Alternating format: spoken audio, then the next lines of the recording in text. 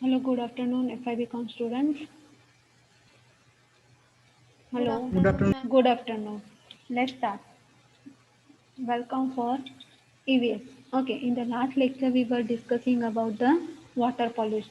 Water pollution. Am I right ना? Yes, Mercury ma'am. वगैरह ऐसा बताया था. Now we will discuss about the next point, noise pollution.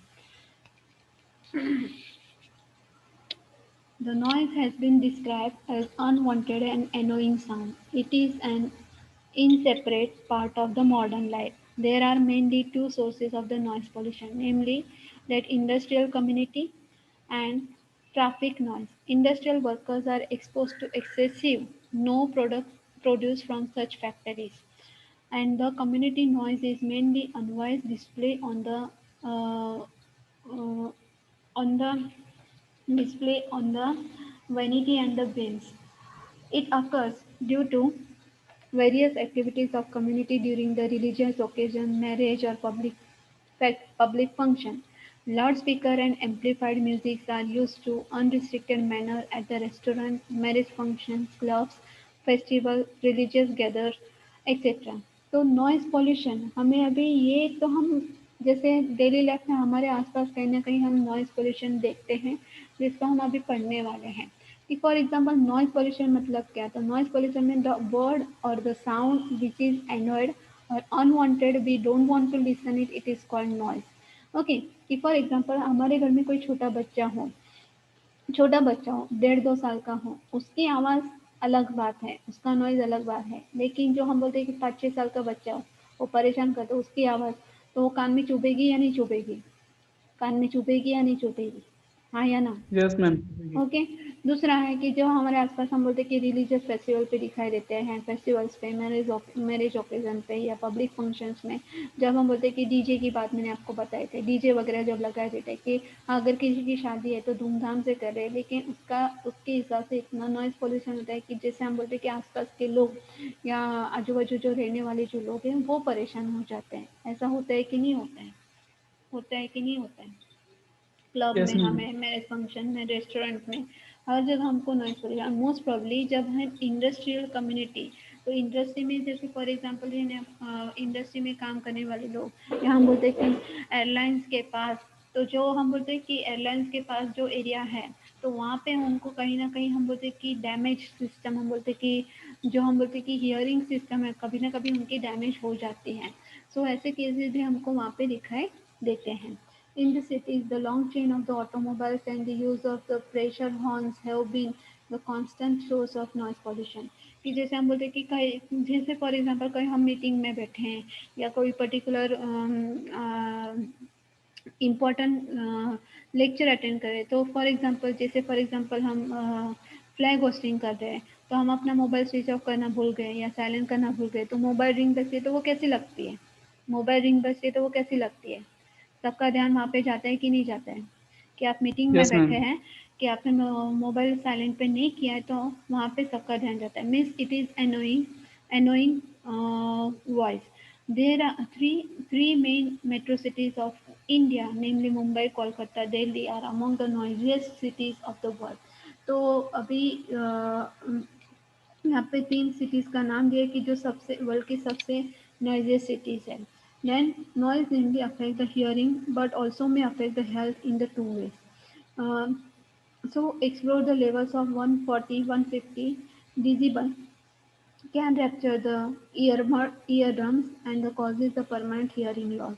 Excessive noise exposure can result in the headache, fatigue, and dizziness, and the blood pressure, tension in the muscles, and abnormal heart rhythm.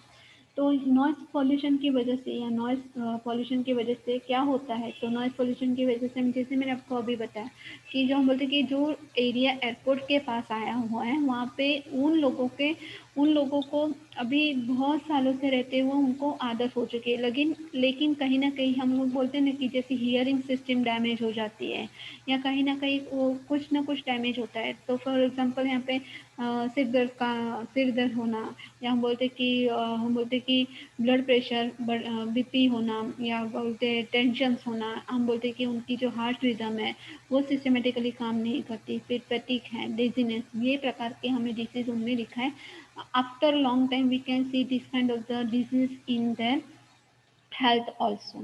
समझ में आया? Simple है ये, जल्दी से समझ में आया, समझ में आया ना? हाँ या ना? हाँ या ना? Yes, ma'am. Okay, then next point is land pollution. तो लैंड पॉल्यूशन कैसे होता है? फॉर एग्जांपल यहाँ पे देखिए, maintaining the productivity of the land for agriculture, grazing and the forest is the fundamental aspect for the sustainable human development. However, every year about 25 million acres of the land are converted into the barren non-productive areas because of the various abuses and mismanagement. तो agriculture के लिए, जैसे for example agriculture के लिए एक तो forest और हम बोलते हैं कि ग्रेजिंग लैंड, ये मोस्ट इम्पॉर्टेंट पार्ट है एग्रीकल्चर के लिए, लेकिन वो ना हो तो क्या हो जाता है, सब कुछ हम बोलते हैं कि उजड़, हम बोलते हैं कि बेचैन और उजड़ हो जाता है। कि फॉर एग्जांपल जैसे हमने एफसी में भी पढ़ा था कि जो हम बोलते हैं कि जो लैंड का इस्तेमाल सही में एग्रीकल्चर के लिए किया जाए तो वो सही बात है, लेकिन एग्रीकल्चर के लिए न करते हुए नॉन एग्रीकल्चर या हम बोलते हैं कि मिस यूज उसको किया जाता है, बिल्डिंग कंस्ट्रक्शन में उसको लगाया जाता है, तो वो क्या होता है, लैंड डिग्रेडेशन होता है। Some of the agents are responsible for the land degradation: erosion by the deforestation, overgrazing, mining activities, solid waste disposal।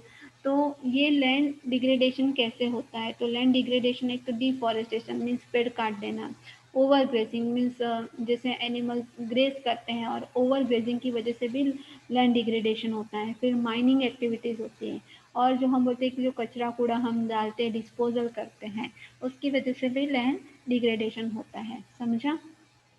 समझा? Do you Yes, ma'am. Understand? Then next point is agent responsible for the land pollution. तो अभी हम one by one ये जो point दिए उसको detail में देखने वाले हैं। Deforestation, apart from the commercial importance, the forests have the vital ecological function. They help to control the climate by influencing wind, temperature, humidity, and rainfall. Forests assist in the global recycling of the water, carbon, nitrogen, and added oxygen in the atmosphere. It also helps to control the soil erosion. तो deforestation कैसे होता है कि for example commercial importance, जैसे हम बोलते हैं कि कॉमर्शियल इंपॉर्टेंस हम ज़्यादा देते हैं, बिल्डिंग कंस्ट्रक्शन को ज़्यादा हम इंपॉर्टेंस देते हैं, तो जिसकी वजह से हमें पेड़ हर जगह, फॉर एग्जांपल कुछ जगह तो ऐसे है कि पेड़ हमको बिल्कुल भी नहीं दिखाई देते कि जैसे फॉर एग्जांपल जैसे मुंबई के जो लोग होते हैं हमारे यहाँ पे पिकनिक शूट पे आते हैं या पिकनिक के लिए आते हैं या टूरिज्म के लिए आते हैं, तो वो जैसे हम बोलते हैं कि ग्रीनरी देख के पागल हो जाते हैं, तो हमें ऐसा लगता है एज अ नॉर्मल पीपल, क्योंकि हम ऑलरेडी वो रोज ही देखते हैं, लेकिन उनके लिए कैसी बात मीन्स उनके लिए ग्रीनरी देखना मीन्स कैसा होता है कि एक प्लेजर होता है, क्योंकि वहाँ पे इतना ग्रीनरी नहीं दिखाई देता है। फिर अभी जब क्या बोलते हैं कि जैसे हम बोलते हैं कि they help to control the climate by influencing wind, temperature, humidity and rainfall. तो जैसे हम बोलते हैं कि जितना ज़्यादा हम पेड़ लगाएंगे तो उसकी वजह से हम क्या कर सकते हैं कि हम बोलते हैं कि जैसे पेड़ काट दें तो भी हम पेड़ काटे तो हम बोलते हैं कि हाँ, जो हवा की डायरेक्शन है या टेम्परेचर है, ह्यूमिडिटी है या रेनफॉल, उसमें हमें ज़्यादा से ज़्यादा इम्पैक्ट दिखाई देती है। The forest assist in the global recycling of the water, carbon, nitrogen and added oxygen. तो जितना ज़्यादा पेड़ काटेंगे उतना हमें ऑक्सीजन मिलने वाला नहीं है। नाइट्रोजन मीन्स जो पेड़ होते हैं तो वो हमें पता है कि वो ऑक्सीजन हमको देते हैं और कार्बन डाइऑक्साइड वो लेते हैं, लेकिन पेड़ काटने से क्या होगा, हमें ना ही ऑक्सीजन हमें मिलने वाला है।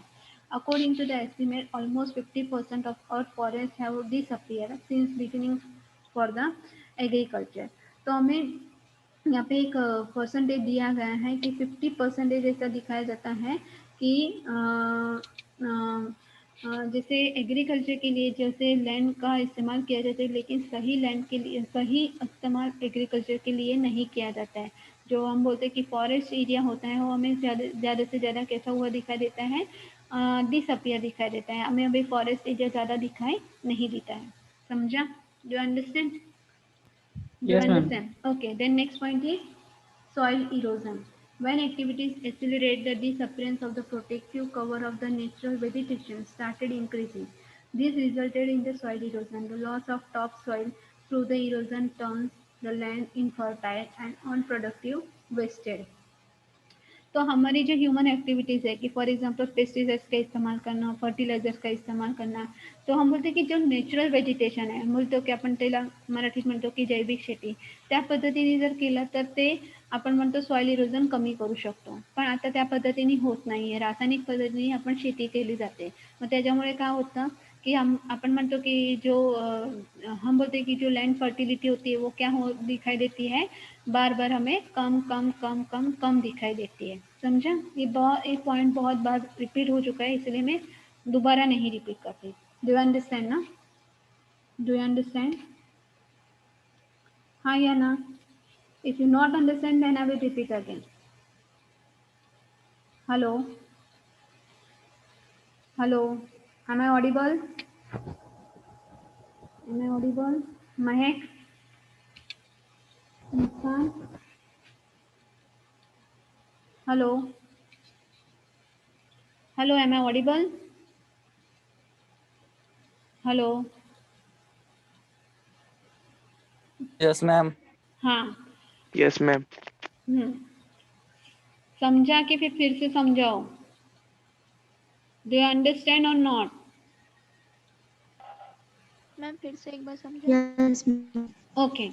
When activities accelerate, the disappearance of the protective cover of the natural vegetation started increasing. तो जैसे फॉर एग्जांपल हम बोलते हैं कि जो पेड़ पौधे होते हैं तो वो एक क्या बोलते हैं कि वो लैंड का एक क्या होते हैं, कवर होते हैं.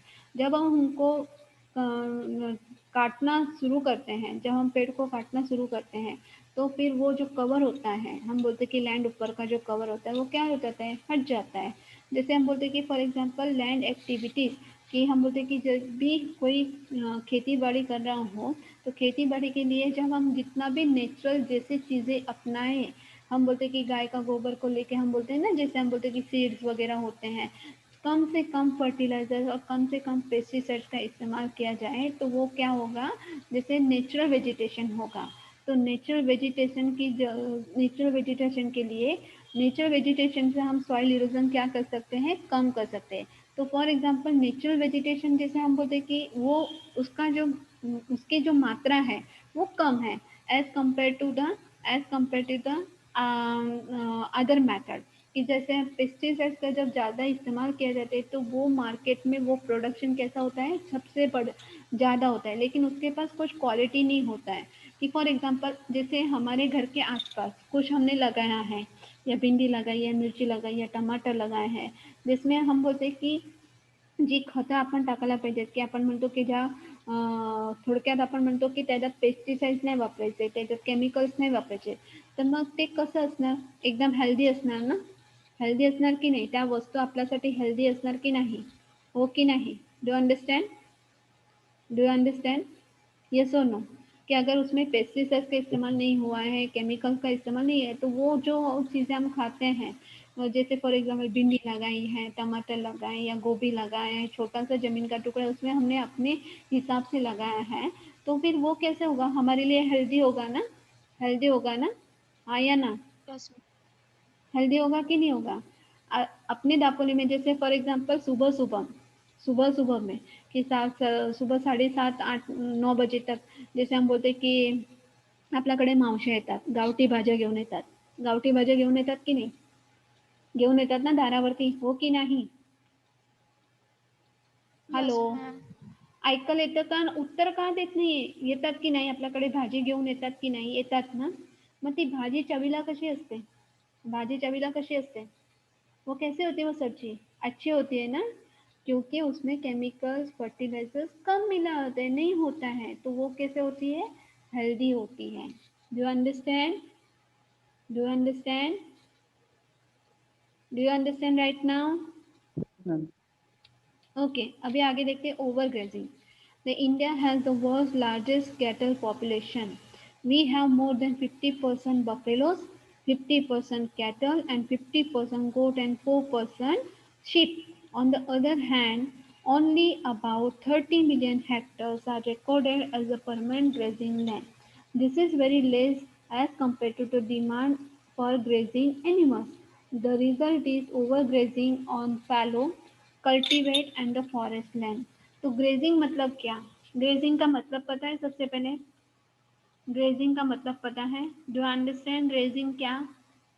हाँ या ना? नहीं समझ में आए तो मैं जल्दी से बोलो। ग्रेजिंग मतलब क्या पता है? No ma'am. ग्रेजिंग मतलब जैसे फॉर एग्जांपल हम बोलते कि गाय को घास चराने ले जाते हैं कि नहीं, गाय को, शीप को जैसे घास चराने ले जाते हैं ना, हाँ, तो उसको हम ग्रेजिंग बोलते हैं। तो हमारे इंडिया में सबसे ज़्यादा कैटल पॉपुलेशन मीन्स जो हम बोलते हैं कि जो पशु प्राणी की जो संख्या है, वो क्रमांक है, वो सबसे ज़्यादा है। और यहाँ पे देखिए we have more than 50% buffaloes, 50% से भी ज़्यादा बफेलोस है, 50% कैटल है, 15% गोट है, ओके, और 4% शीप है। पर लेकिन हम जब दूसरी बात करते हैं, on the other hand only about 30 million hectares are recorded as a permanent grazing land.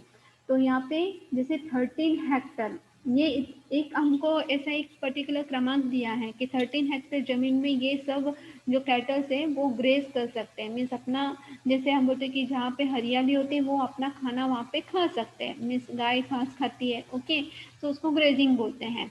तो वो होना चाहिए, लेकिन उससे सबसे ज़्यादा, क्योंकि हमारे पास जो कैटल पॉपुलेशन है वो कैसा है, ज़्यादा है। This is very less as compare to the demand of grazing animals, कि जितनी हम बोलते हैं कि डिमांड है उससे ज़्यादा कम है, सॉरी उससे कम है। The result is over grazing on the fallow and cultive and forest में। तो जब जब भी फॉर एग्जांपल कि जैसे आपको जैसे आपने देखा होगा या अपने आसपास देखा होगा कि जहाँ पे खेती बाड़ी होती है तो गाय और हम बोलते कि जो बैल होते तो उनके हम बोलते कि जो गले में एक जैसे लकड़ी जैसा कुछ लगाया हुआ होता है कि नहीं होता है, लकड़ी जैसा जहाँ पे वो यस मैम। चराने, वो क्यों रखा जाता है? वो क्यों रखा जाता है? क्योंकि जो ये पशु प्राणी है वो कहीं आसपास भाग ना जाए या चले ना जाए, ओके। तो गाय जैसे फॉर एग्जांपल गाय है, बफेलो है, तो जहाँ पे हरियाली दिखाई दे कि वो घास खाने चली जाते हैं कि नहीं चली जाते हैं। तो ज़्यादा ऐसा ग्रेजिंग होने की वजह से फिर ओवर ग्रेजिंग होने की वजह से भी लैंड फर्टिलिटी होती है वो क्या हो जाती है, लॉस हो जाती है। अभी समझा? समझा? Do you understand? Do you understand? हाँ या ना? Yes ma'am. ओके, देन आगे देखते हैं। Yes, ma'am. Mining activities. The two methods of mining are opercast and the underground mining. In the opercast mining, there is a complete removal of the topsoil and other strata. It results into the complete destruction of the whole land and with loss of productive area. तो mining means हम क्या बोलते हैं, जहाँ पे क्या किया जाता है, हम क्या बोल सकते हैं? माइनिंग मतलब क्या, आप मुझे बताइए। माइनिंग मतलब क्या? What is the meaning of mining? Mining मतलब क्या? क्या बोलते हैं माइनिंग को? खोद काम। हिंदी में क्या बोलते हैं उसको?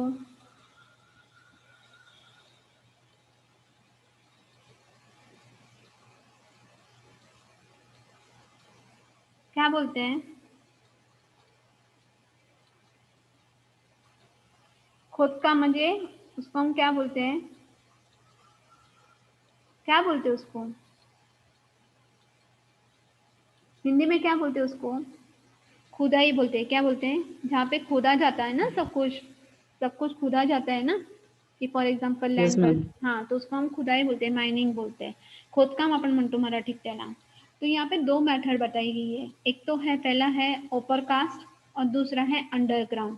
कि फॉर एग्जाम्पल जैसे हम बोलते हैं कि वेल बनाने के लिए, कुआं बनाने के लिए, जैसे जमीन के अंदर तक उसको खुदाई होती है कि नहीं होती, उसकी खुदाई होती है ना यस जमीन मैम। में, हाँ, वैसे ही। तो माइनिंग मीन्स हम बोलते हैं कि जैसे कब जैसे ओपर कास्ट में जब माइनिंग किया जाता है तो उसका जो हम बोलते हैं कि जो लैंड का हम बोलते हैं कि जो सॉइल होता है ना, हम बोलते हैं कि जो मिट्टी होता है उसका जो लेयर होता है, पहला जो टॉप लेयर होता है वो पूरा का पूरा निकाल दिया जाता है। सेकेंड लेवल या थर्ड लेवल या फोर्थ लेवल तक ऐसा होता है। ओपर कास्ट मीन्स उसका फर्स्ट जो लेयर होता है वो हटाया जाता है। तो उसकी वजह से क्या होता है, पूरा ज़मीन क्या हो जाता है, डिस्ट्रक्शन में चला जाता है और जो प्रोडक्टिव एरिया होता है वो लॉस हो जाता है। In underground mining mineral is directly mined by making way it to through the tunnel. तो जो हम बोलते हैं कि अंडरग्राउंड माइनिंग है, तो अंडरग्राउंड माइनिंग में क्यों इस्तेमाल किया जाता है कि मिनरल्स कहाँ पे मिनरल्स मिल रहे हैं उसकी वजह से अंडरग्राउंड माइनिंग किया जाता है। ज़्यादा से ज़्यादा जितना फुट अंदर गड्ढा बनाया जाता है, ट्यूनल डाला जाता है, जिसकी वजह से मिनरल्स हमको मिलते हैं, ज़मीन में से हमको मिनरल्स मिलता है। कि फॉर एग्जांपल जैसे मैंने अभी आपको कुएं का उदाहरण दिया कि कुआं बनाने के लिए अंडरग्राउंड टाकी या अंडरग्राउंड हम बोलते हैं कि अंडरग्राउंड टंकी बिठाने के लिए उसमें ज़्यादा से ज़्यादा गड्ढा बनाया जाता है, जिसकी वजह से हमें पता चलता है कि नीचे कितना पानी है। समझा? समझा? Do you understand? Yes, ma'am. So when mineral is exhausted, mine is abdon. तो जब भी मिनरल हमको मिल जाता है तो वो हम मीन्स जितना ज़्यादा गहरा गड्ढा बनाया जाता है तभी हमको वो मिनरल मिलता है। It leads to the subsistence of the land making the whole area big depression, thus it becomes the wasteland. तो ज़्यादा हम बोलते हैं कि जब ज़मीन में गड्ढे बनाते हैं तो उसकी वजह से क्या होता है, ज़मीन का पूरा जो हम बोलते हैं कि जो लेयर होता है वो कैसा हो जाता है, खराब हो जाता है और वो वेस्टलैंड बन जाता है।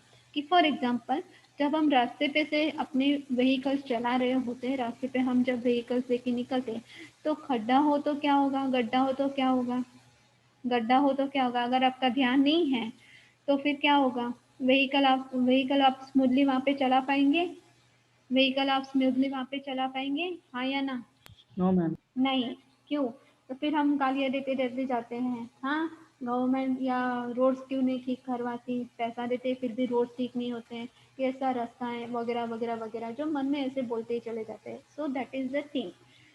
इन both types of mining ore is deposited in the surrounding area of the mine.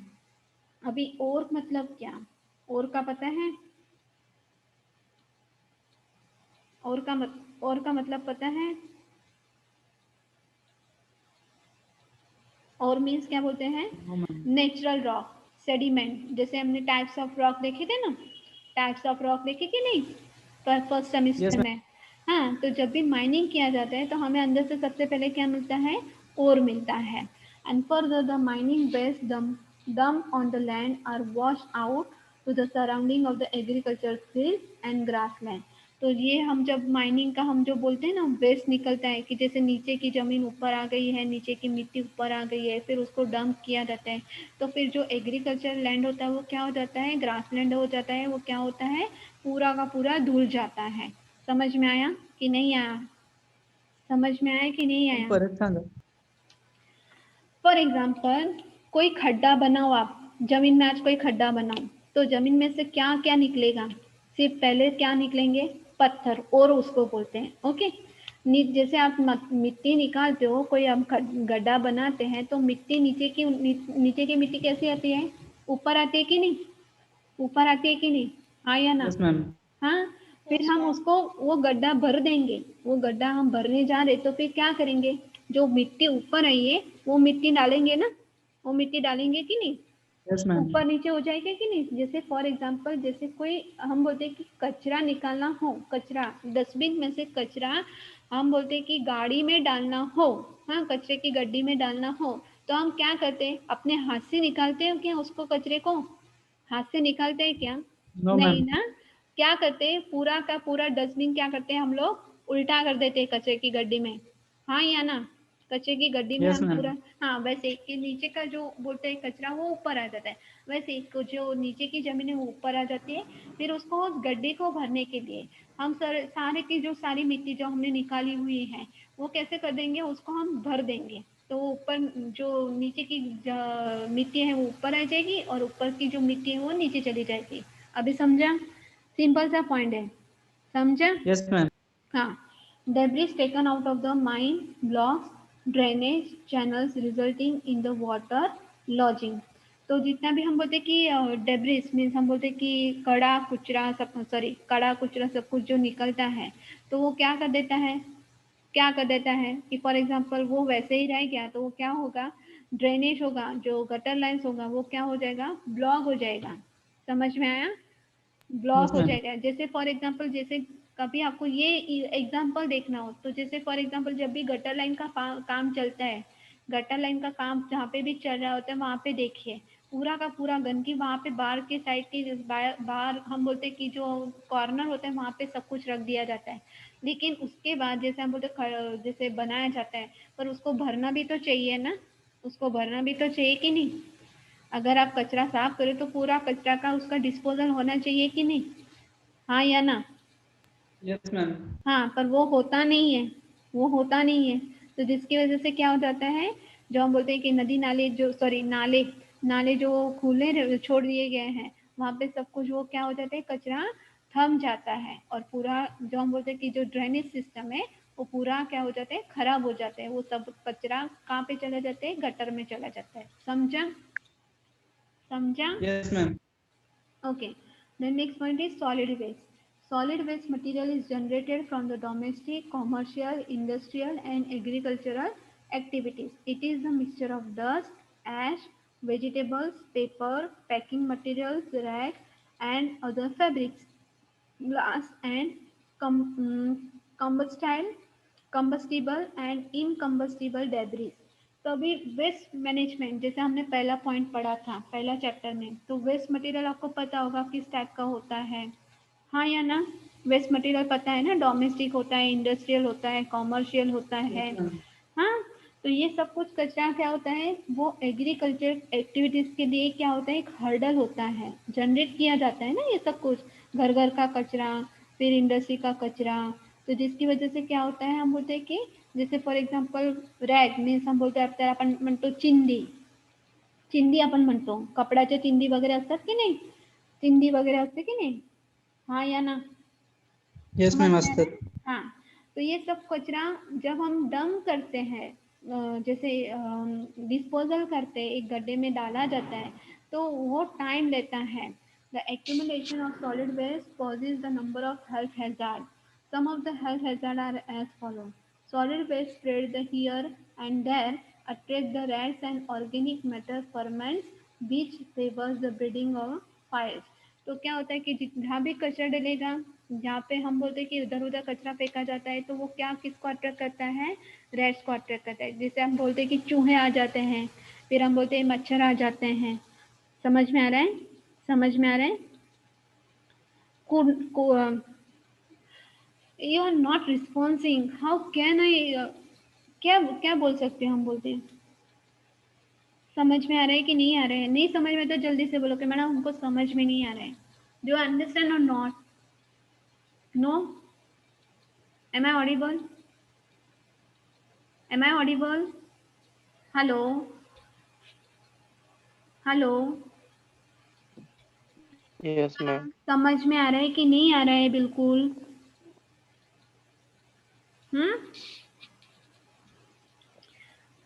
Hello. Yes. For example जैसे कड़ा कुचरा कहीं पे भी हम डाल देते हैं, जैसे मैं आपको फर्स्ट चैप्टर में पढ़ाया था वेस्ट मैनेजमेंट में कि जैसे फॉर एग्जाम्पल अगर कचरा कूड़ा कहीं पे डाल दिया, फॉर एग्जाम्पल जैसे रेलवे में कभी गए हैं, रेलवे रेलवे रेलवे स्टेशन में गए हैं आप, कभी कभी कभी गए हैं रेलवे स्टेशन पे, हाँ या ना। Yes ma'am. हाँ, रेलवे स्टेशन के आसपास आपको ज़्यादातर हम बोलते हैं कि टूरिस्ट होते हैं, ओके। टूरिस्ट लोग क्या करते हैं, खाते फिर वो रैक वगैरह पिक हम बोलते हैं पेपर्स वगैरह होते हैं या पैकिंग मटेरियल से होता है, वो क्या करते हैं वैसे ही डाल देते हैं ना, कि डस्टबिन में डालते हैं, वैसे ही डाल देते हैं, वैसे ही ऐसे ही प्लेटफॉर्म पे। फिर जो हम बोलते हैं साफ सफाई वाले कर्मचारी होते हैं वो साफ करते हैं, वो डस्टबिन में डालते हैं, ओके। और वो जो डिस्पोजल होता है, वो जो कचरा कचरा एक जगह पे वो उसको क्या किया जाता है, डाला जाता है, जिसकी वजह से आपको बहुत सारे ऐसे आप कभी कभी देखिए वहाँ पे कैनल होती है ना, जैसे रेलवे की जो कैनल होते हैं उसमें बहुत बड़े बड़े चूहे होते हैं, तो चूहों को अट्रैक्ट करता है, ये जो कचरा होता है ना चूहों को अट्रैक्ट करता है। और हम बोलते हैं कि जो ऑर्गेनिक मैटर होता है ना, कि जिसका हम बोलते हैं कि वो फर्मेंट होता है, फर्मेंट मीन्स वो भी डिस्पोजल होने की, जैसे कोई कचरा सड़ने लगता है या बदबू वाला हो तो वो बास आने लगती है या ज़्यादा बास आती है, तो ये उसकी प्रोसीजर स्टार्ट हो जाती है। समझ में आया, समझ में आया, हाँ या ना। Yes, ma'am.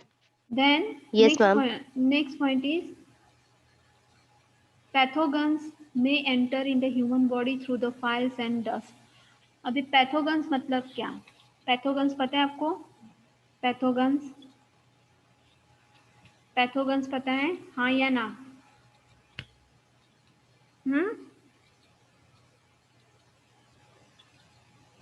पैथोगन्स पता है? पैथोगन्स हमारे बॉडी में एंटर होते हैं। जैसे हम बोलते कि जैसे बीमार व्यक्ति के मिलने से हम बोलते कि उसके जो हम बोलते जम्स, डू यू अंडरस्टैंड? जो जम्स होते हैं ना, हेलो, नींद आ रही है क्या? Yes. हाँ, नींद आ रही है, नींद आ रही है।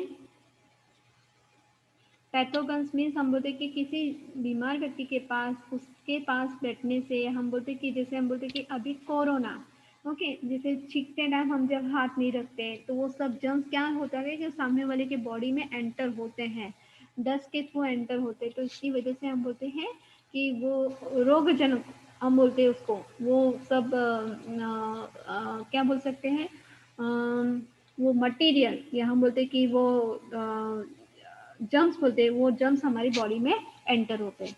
Rain water passes through the garbage dispose after fermenting and contaminates and surface the ground water. कि जब भी बारिश का पानी गिरता है तो बारिश के पानी के साथ हम बोलते हैं कि जो कड़ा कुचरा होता है वो, फिर हम बोलते हैं कि जो सड़ा हुआ होता है वो कचरा, फिर हम बोलते हैं कि जो कॉन्टेमिनेट मीन्स जो हम बोलते कि जो सरफेस लेवल पे होता है, हम बोलते कि ऊपर का नीचा, अंदर का कचरा, सब कुछ एक पानी के अपने पानी के स्लोप के साथ वो चला जाता है। जैसे जितना ज़्यादा बारिश गिरता है, जितनी स्पीड से गिरता है, वो सब पानी, अपना पानी, वो सब कचरा लेके हम बोलते कि ग्राउंड वाटर में वो जमा होता है। Do you understand? Do you understand? हाँ या ना? Yes, ma'am. Yes, ma'am. Then combustion of refuse is responsible for the air pollution. तो क्या बोल सकते हैं कि फॉर एग्जांपल अभी combustion of refuse is responsible for air pollution, कि जैसे हम बोलते कि जैसे एयर पोल्यूशन कैसे होते हैं कि फॉर एग्जांपल कुछ हम बोलते कि कुछ कचरा जलाने से जैसा उसका स्मोक एयर में मिक्सअप होता है पर उसका डिस्पोजल नहीं होता है, तो जैसे फॉर एग्जांपल हैवी मेटल्स है वगैरह, तो उसका कंबंसन नहीं होता, उसका दहन नहीं होता है, तो वो भी एक एयर पोल्यूशन के लिए जिम्मेदार है। Then toxic chemical release from the solid waste are absorb by the soil, may kill the plants and animals.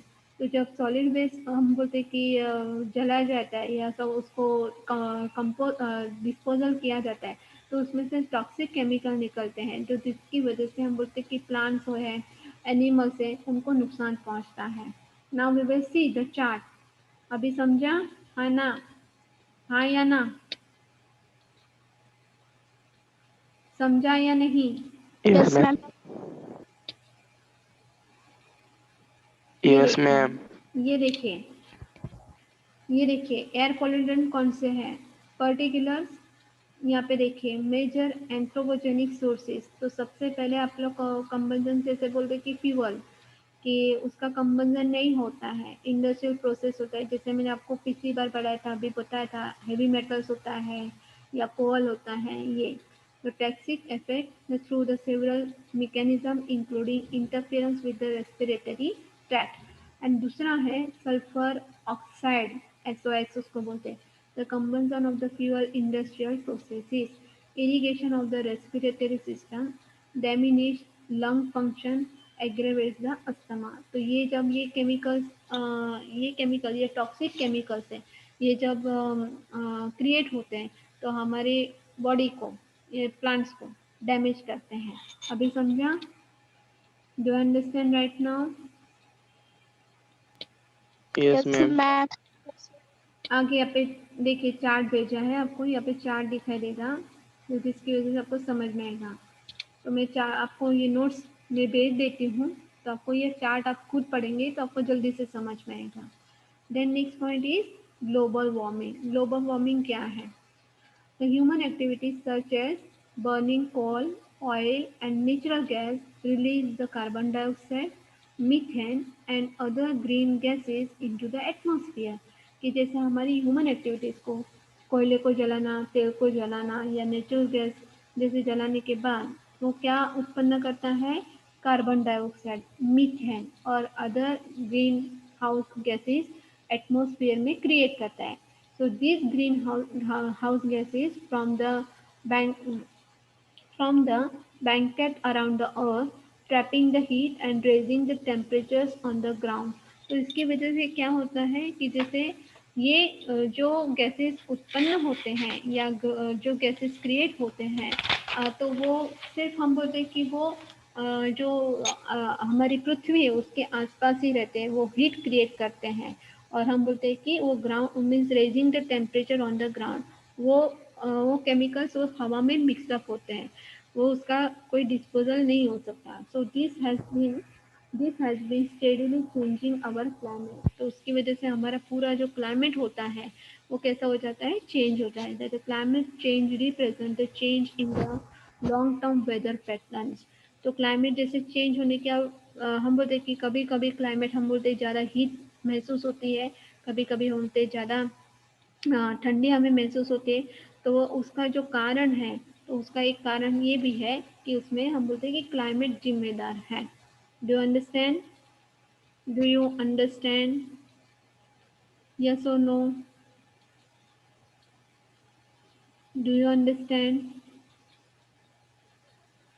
हाँ या ना? कि फिर से समझाओ? May I repeat again?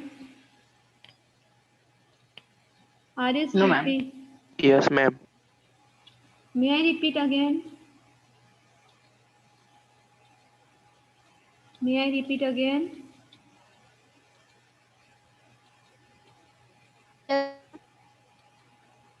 Our use of the large variety of resources and their excessive exploitation has resulted in the number of irreversible damage to our environment. तो हमारी क्या बताएंगे कि जैसे हम बोलते हैं कि हमारे जितने भी रिसोर्सेस हैं और उसका हम बोलते हैं ज़्यादा से ज़्यादा जब उसका एक्सप्लोजन होता है, उसका इस्तेमाल होता है, तो हाँ हमारे एनवायरनमेंट को क्या करता है, डैमेज करता है. The present climate could change the most profound threat to the present humanity. जैसे क्लाइमेट में चेंज आना, तो हमारे एक हम बोलते हैं कि जो हमारी प्रेजेंट ह्यूमनिटी है, या अचानक क्लाइमेट बदल जाना, या अचानक वातावरण में हम बोलते हैं कि थोड़ा सा बदलाव आना, जो हमारे लिए क्या हो सकता है, घातक हो सकता है, नुकसानकारक हो सकता है. It will not only have the great impact on our economic and political lives, but also on our basic existence. तो वो सिर्फ हमारे इकोनॉमिक और पॉलिटिकल लाइफ पे वो इम्पैक्ट नहीं करता है, लेकिन हम बोलते हैं कि बेसिक एग्जिस्टेंस हमारा, उस पर भी हम पे इम्पैक्ट करते हुए दिखाई देता है. Do understand? Do you understand? हाँ या ना? Yes, ma'am. Okay, so we will stop here. We will stop here. Okay.